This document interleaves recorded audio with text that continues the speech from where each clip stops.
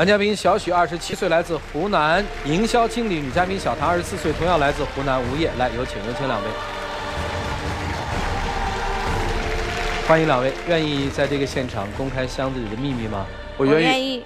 交往了多久就发现自己怀孕了呀？半年。其实从孕期到最后的分娩，大概还需要9到10个月的时间，对吧？对。这段时间里面没有提出要领这个结婚证吗？有啊。他提的还是你提的？他提的。啊，那不是不负责任啊，那为什么不领呢？他就是嘛，现在我带着孩子回娘家都住了快1个月了，他也没跟我提领证的事，也没来看我。我没来看你，我是3番5次到他家里去。因为之前嘛，他也提过一些很过分的要求啊，包括因为我当时可能考虑他年纪比较小，比较任性，也体谅他。我哪有任性呢？你不任性，你以前我们刚开始交往的时候，你就一天到晚出去喝酒，喝得醉醺醺的，我就偶尔出去喝一下酒，怎么啦？你认为那是偶尔出去喝一下酒？但是你看一下，那当时你的身体又不是很好，你出去喝酒，有时候感冒了，我就是关心他，我说吃点感冒药，对不对？他是说什么？这讨厌这个，讨厌那个，更不说去打针了。打针哭得整栋楼都听到，好像要生命一样。我就是怕打针，我就是怕痛嘛。我当时可能就是说，哎，反正你小嘛，没关系，可能做了妈妈以后啊，可能会好一点，因为人慢慢的成熟了嘛。但是结果呢，不还是一样？坐月子期间。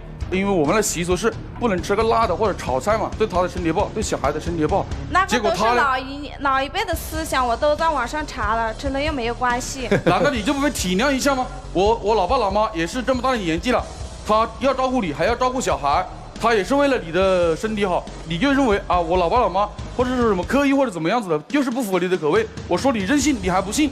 包括之前呢，她不是怀孕了吗？我就说，我们怀孕了，我们就结婚吧。他说结婚就要买房子，而且他提出的要求是什么？买房子要在市区买，没得商量，要100平方以上，而且不和我爸妈一起住。买个房子过分吗？而且现在谁还跟爸妈一起住啊？都是自己在外面。那你有没有体谅一下，考虑一下我？我爸妈住在县城嘛，就说住在乡里。他说我把乡里的房子卖了嘛，付个首付，但是跟他到他那里根本就行不通，跟爸妈一住就不行，就是他认为他的就是都有道理，我们都说都是错的。把家里的房子卖了，他们住哪里啊？我们住外面就可以了嘛，他们就住家乡嘛。后面我都是贷了款，然后贷了款之后，我想办法就把房子买起来嘛，也把首付付了。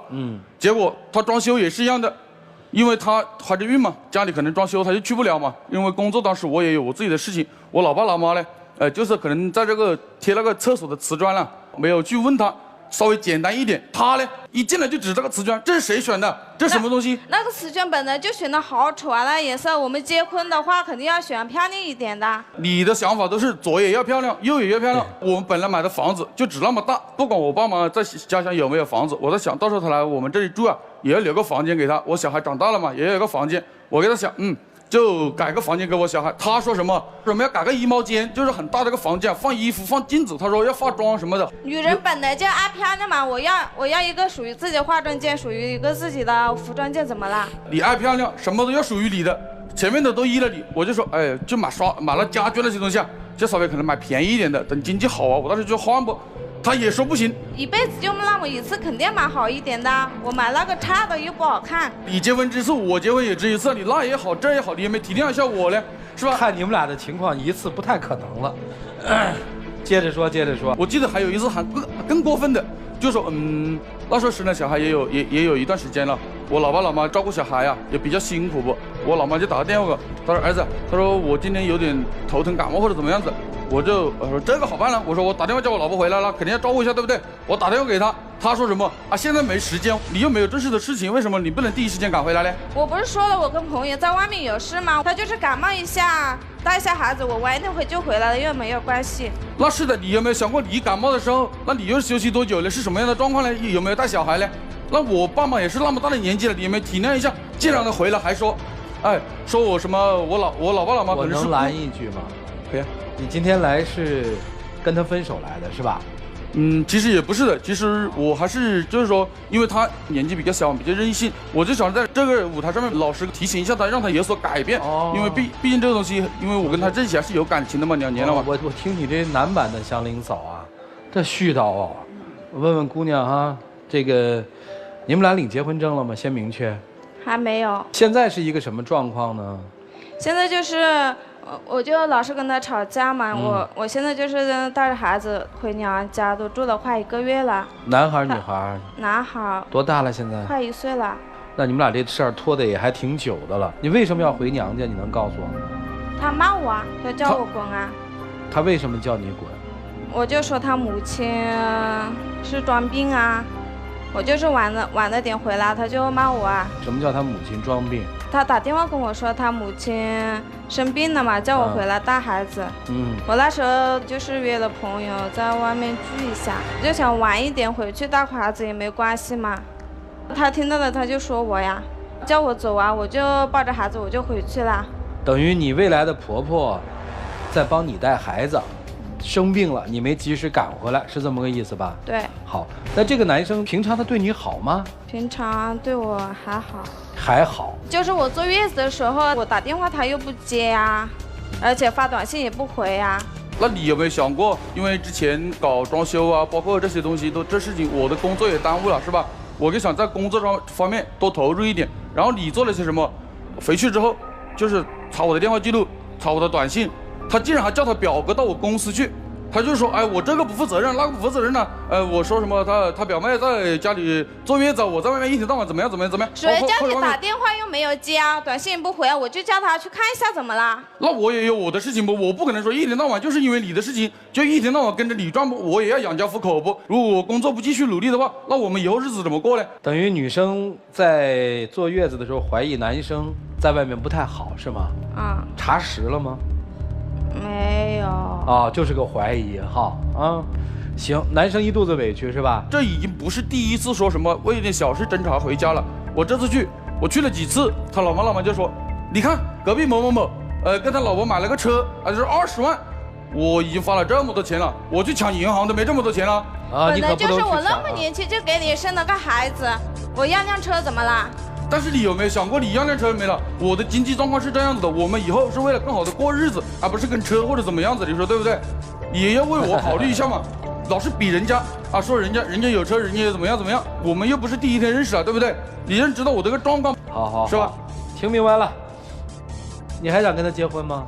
我就是看他想想，你还能娶她吗？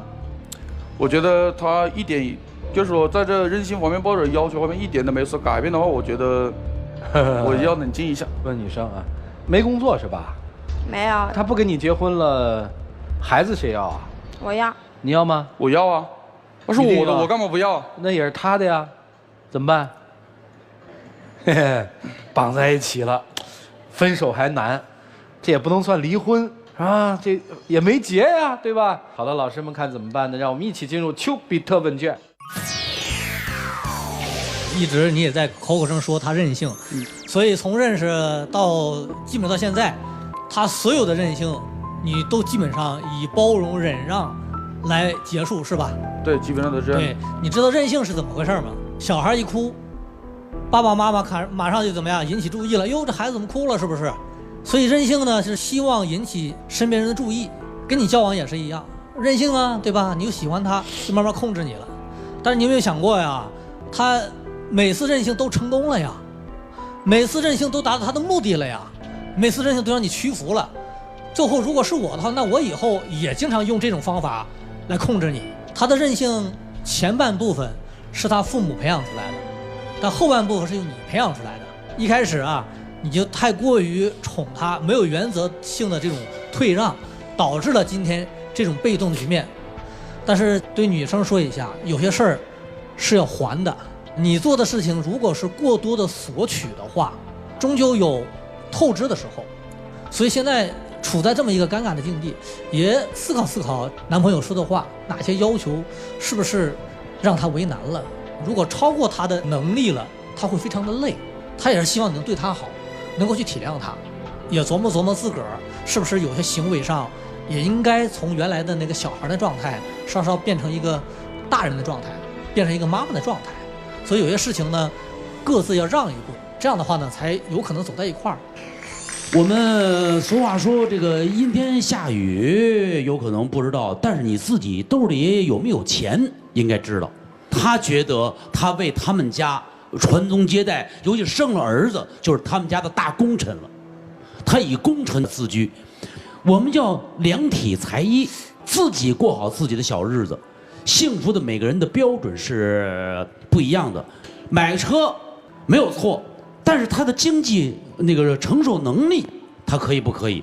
但是反过话来说，某一天他突然间给你开一辆奔驰过来，你敢要吗？可是话说了，他给你买一辆，比如说20多万的车，你就幸福了吗？不一定。我也真想回答刘老师的问题，说突然开了一辆奔驰，你要吗？他绝对要。姑娘，你要吗？就他突然给你开了一辆大奔回来，你要吗？刚才你们所有说的，我都听到了一个字儿，就是要，不停的要，俨然就狮子大开口，没有底线，不见底。我看这上不光刚才你们听到的要车呀，然后这房子这装修不满意，还要彩礼呢，是吧？这上有写哦，还要彩礼20万，结果实在这哥们儿没钱，说给8万吧，行，可能8万给了，还要写欠条啊，还欠多少钱，都是要。你不光要，一味的要，而且没有家教，自己的孩子。让对方的父母看着，不知道感恩，居然老人家病了，敢说人家装病。你配做一个妻子吗？你配做儿媳妇吗？你配做孩子他妈吗？自己的孩子就可以说我给你生了孩子，那是他的孩子呀，然后你就可以去玩去了。所有的表现，我看不出你对他的感情，甚至于我看不出你对孩子的感情。你今天带着孩子回娘家，还是一个要挟，还是要你要我回去，你就得给我什么？你们谈的是感情吗？做的是交易吧？刘老师肯定说的没错，生了一儿子吧，你从此能怎么着了？能在家里的位置是最高的，对吗？请问你有工作吗？你除了他对你的爱，你有别的吗？一旦人家不纵容你，你将失去所有。你什么都不是，你甚至连自己生存的能力都没有，你还舔着脸说孩子如果分开之后我要，你养得起吗？现在你最大的财富是什么？就是他对你的爱。你缺了他，你没了他，你根本就活不下去。我都不知道你用什么勇气说还自己回娘家，还你过来求我，还要这要那，你凭什么呀？你还不赶紧认识到这一点，说你要对人家好吧？之前你做错了。赶紧用你的对他的好，用你对他的爱去弥补这些，否则岌岌可危。最后吃亏倒霉的，第一是你，第二受苦的就是孩子。你们才认识多久就住在一起，还没有结婚就生了孩子，种种的一错再错，现在你还要错到底吗？赶紧迷途知返吧，不要自己再去纵容自己这种任性了，只知道索取，不知道付出，甚至于不知道对对方的起码的尊重。赶紧把自己这份可能要失去的爱给追回来吧，而追的行为是说，真正要付出，对这个家庭、对对方要有爱，要懂得尊重，好吗？小伙子，你呢？没这个金刚钻啊，别揽这瓷器活儿，打肿脸充胖子，最后疼的就是自己。所以说，现在就是你自食苦果了，不是说满足对方的财务上的需求就是爱，真正要在感情上多交流。对方的任性可以。但是要有度，如果没有度的话，一定要指出对方的问题，否则他就越来越夸张，越来越过分了。最后你们俩感情断裂，倒霉的是孩子。你们俩呢，悲哀的是有个孩子，这幸运的也是有个孩子。不要为了孩子而去办结婚证，要真不适合的话，干脆别办这结婚证算了。我跟你说4个没，你听听有没有道理好吗？第一，在这个世界上没有谁离开谁会死。第二，在这个世界上没有谁在关爱着另外一方的同时，他不渴望被关爱。第三，没有谁第一次结婚就要把对方掏得个干干净净。第四，这个世界上不只有你一个女人。人活在这个世界上的准则就是不要太把自己太当回事儿，也不要太把别人不当回事儿。他离开你会死吗？现在看来应该不会的吧。他还好好的处在这儿。一个人在付出的同时，也希望被关爱吧，都是人。很多第一次结婚裸婚的，后来也挺幸福，并不一定要那么掏得干干净净。恰恰相反，掏到干干净净的，最后会死得很惨。第四，环顾一下周围，比你好的女生多了去了。女人在爱情生活当中，大概下面的2点当中，至少要有1点：矜持和自知之明。有矜持而没有自知之明的人，不管怎么样，他至少不会把自己那么早的奉献出去，他也就不会吃亏。有自知之明而不矜持的女人，即便把自己那么早的奉献了出去，她多少知道自己几斤几两，不会提出过分的要求。既有矜持而又有自知之明的女人，或许能够把握一段很好的幸福，而你恰恰2者都没有。你既没有自尊和矜持，也没有自知之明。这样的话很容易让人看不起。把自己那么早的奉献出去，然后又提出一些和自己极不相称的，甚至毫无人性化的要求，你是要把自己逼上绝路。你说话的那个样子，我一点都感觉不到任性的可爱。我都帮你生了个孩子了，我20万，我过分吗？我第一次结婚，我要一个我的梳妆台，我要一个我的衣帽间，我过分吗？其实说句实在话啊，你要单论这个要求，还真不过分。每个女生都想找到幸福，但是你在找到幸福的时候，你不能让别人不幸福。就你好了，别人都不好，你想带着儿子自己一个人过吗？你想把周围的人都逼死吗？所以说你啊，这个曲总说你说的真的不过分啊，也没有家教，但是我觉得你还不坏。你要是坏的话，你应该早先把结婚证打了以后，你再提要求。男生呢，你别看你那副老实的样子，放纵任性比任性本身更可恶。我刚才说的那4个全是你造成的。第一，这个世界上没有谁离开谁是活不了的，你一定跟他说，亲爱的，离开你我就活不了。第二，这个世界上没有谁在关爱对方的同时不渴望被关爱，你肯定说过我爱你，不管你爱不爱我。第三，没有谁说在第一次结婚的时候一定要把对方掏得干干净净，你肯定说过我有什么我都给你。第四，这个世界上没有只她一个女人，你一定跟她说，在全世界的心目当中，只有你一个人，我觉得是女人。你肯定说过这种事儿吗？男生有的时候在想要得到一个女生之前，嘴那个贱呢，就是没有什么都敢往外掏啊。就像那些想要吸毒品的人，你一次又一次给他毒品，然后到最后，你实在给不了了，你说我实在给不了你了，但是他已经无法遏制，所以有的时候，你比他更可恶。所以说呢，如果有爱的情况下，任性那叫撒娇，放纵那叫包容；如果要是没有爱了，任性就变成了要挟，放纵就变成了无所谓。就这样。接下来的时间留给他们自己，一起进入柔顺拉芳黄金60秒。我觉得我们之间，可能像各位老师说的，我自己可能也在这方面做的不够。以前一直的在纵容你这个那个，但是我到最后我也还是不能够纵容到最后，也没有和你说什么去交流啊，或者去交谈啊，或者说是解决这个事情呢。我觉得我在这方面还是要好好的冷静一下。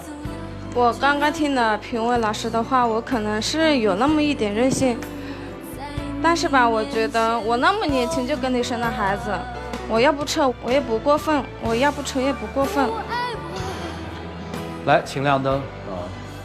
你反反复复在说一个问题，我搞不清楚这个逻辑是什么，还是谁给你的逻辑？我这么年轻，我就给你生了一个孩子，我要这些过分吗？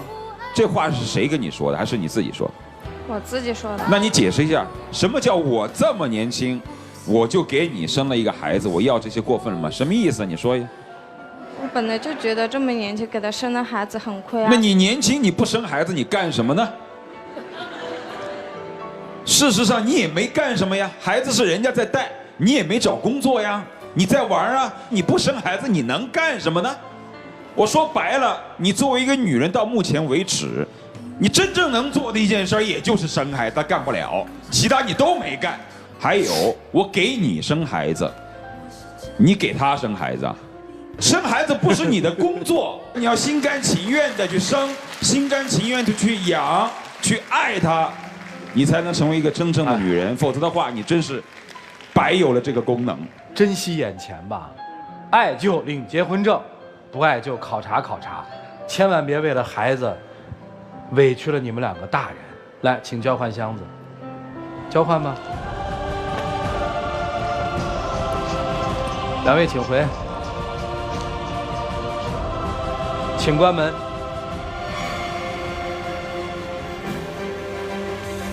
看看吧，看看两个人怎么下这个台阶吧。这个台阶到底要不要下呢？5、4、3、2、1，请开门。就是爱。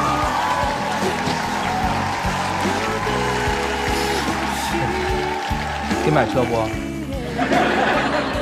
如果我有这么多钱，我会给他买。啊，现在有多少钱？反正没这么多了。你告诉我多少钱？反正买个差一点的车还是有吧。我觉得我跟相互商量一下嘛，我少一点钱买便宜一点的，应该也没问题。对呀，你变化呀，你少一点钱，你还可以贷款嘛。所以你看这事儿，你要一商量，不就没事儿了吗？站在这边来吧。感谢不弄暴龙眼镜为嘉宾提供的牵手大奖。成功复合的情侣将会获得由休闲旅游领导者途牛旅游网提供的价值500到3000元不等的旅游代金券。你们自己来喊开始和停。开始。说要停。选择幸福，选择亚赛，何来盼盼？盼盼到家，安居乐业。有请我们的小花童来，有请。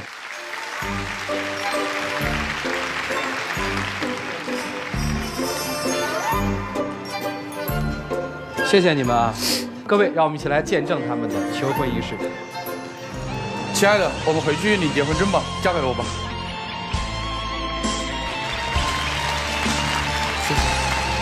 谢谢各位了，这位老师了，谢谢，祝你们幸福，请回。好，谢谢了。